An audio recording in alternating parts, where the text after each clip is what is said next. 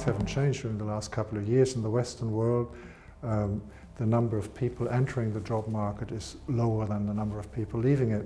So the fight and war for talent is still on.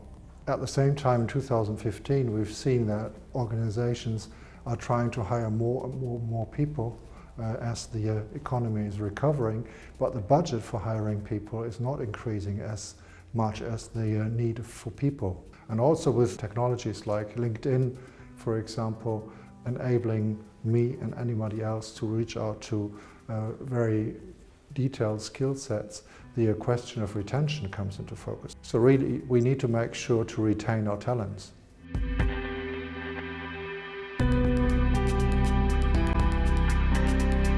So the old saying, hire for attitude and train for skills, is still true.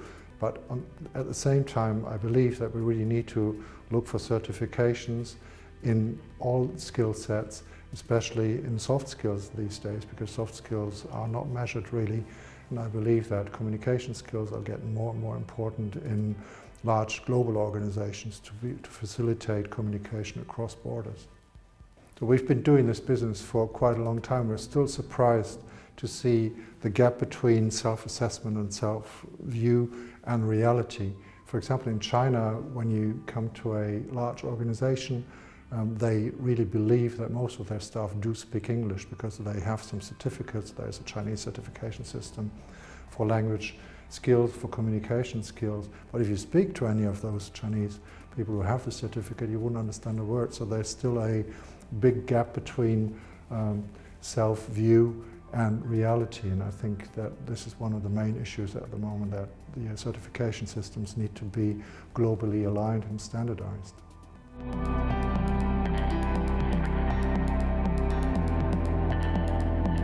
Skills development planning should be at the core of succession planning and resource planning within an organization, because only the skills help you to actually fill the gaps within the entire structure.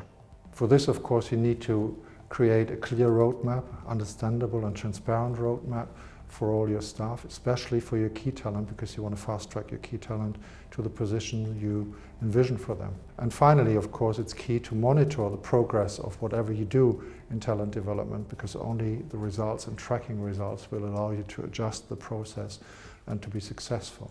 Measuring against KPIs is good and tracking progress is good, but in the end you need to visualize the data in dashboards, and therefore you need to use business analytics tools, and I think that HR still has a long way to go to actually understand and proficiently work with business analytic tools.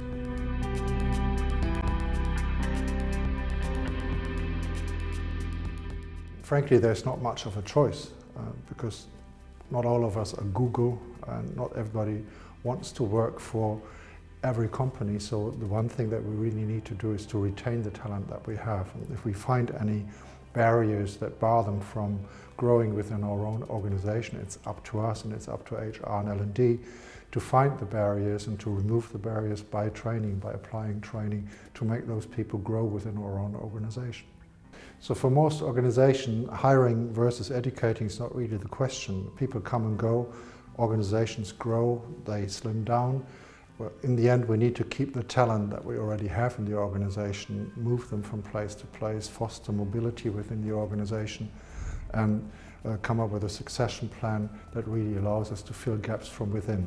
And against this backdrop of change, companies must not only strive for high performance and better results, but they also need to create an environment in which people really want to work, and this is where communication comes in, because only communicating people are happy people. Against this backdrop of change, companies must not only strive for better performance through competencies, but also they need to create an environment in which people really like to work. So soft skills like communication skills training are getting increasingly important with large global organizations, and essentially I believe that only people who can communicate will be a happy workforce.